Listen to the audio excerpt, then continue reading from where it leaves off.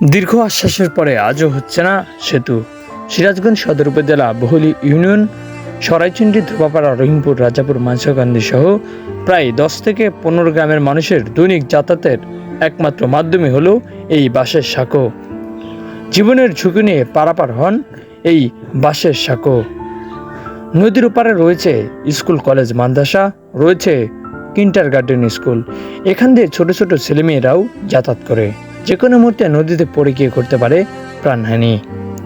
নদীর ওপারে রয়েছে বিভিন্ন মিল ফ্যাক্টরি, রয়েছে শহীদে Mansur Ali medical college and হাসপাতাল এবং নদীর ওপারে রয়েছে একটি হাট। এলাকাবাসী জানান, প্রতিনিয়ত এখান দিয়ে তাদের যাতায়াত করতে হয় ব্যাপক সমস্যা।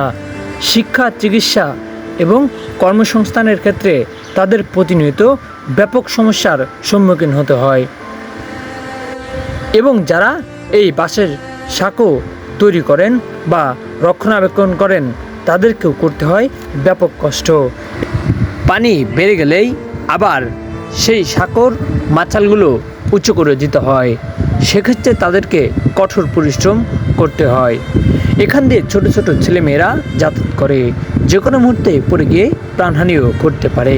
ছোট ছোট ছেলেমেয়েরা এখান দিয়ে পারাপার হওয়ার সময় ভয়ে পারাপার হয়, অথবা মাঝে মধ্যে গার্জিয়ানরা তাদের নিয়ে আসে।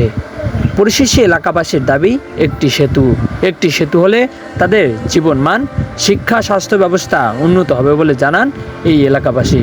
ভিডিও বিস্তারিত, যমুনা কণ্ঠ, সিরাজগঞ্জ।